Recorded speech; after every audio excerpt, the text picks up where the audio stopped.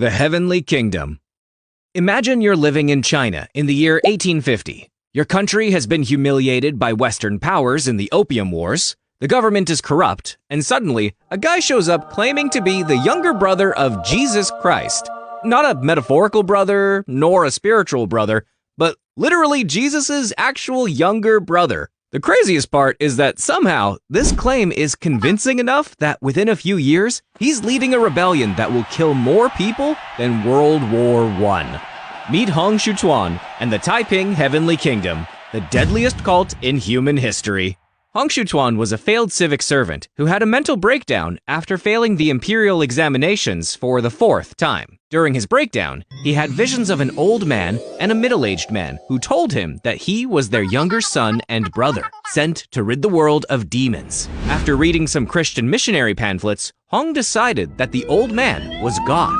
The middle-aged man was Jesus Christ, and therefore he, Hong Xiuquan, was the actual younger brother of Jesus.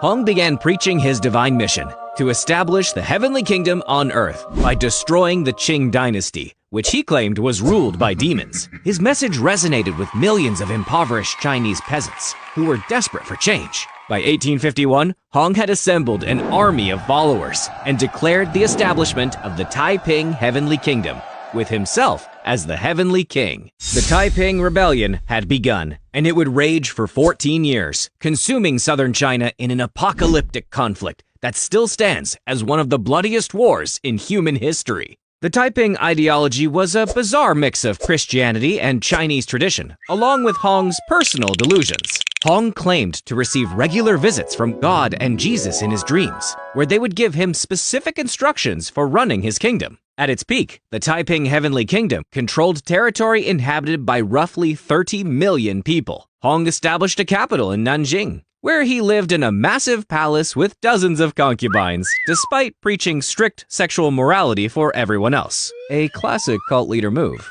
You remember Yan Van Layden, right? The war against the Qing Empire and later against European-backed forces was absolutely brutal. Entire cities were massacred. Millions died in combat, with tens of millions more dying from disease and starvation. Conservative estimates put the death toll at 20 million people. But some historians argue it was closer to 30 million or even higher. To put it in perspective, the Taiping Rebellion killed more people than World War I, and it happened 70 years earlier with swords and muskets instead of machine guns and artillery. When the rebellion finally ended in 1864 with the fall of Nanjing, Hong Xiuquan was already dead, possibly from suicide or food poisoning. His son, who claimed to be Jesus' nephew,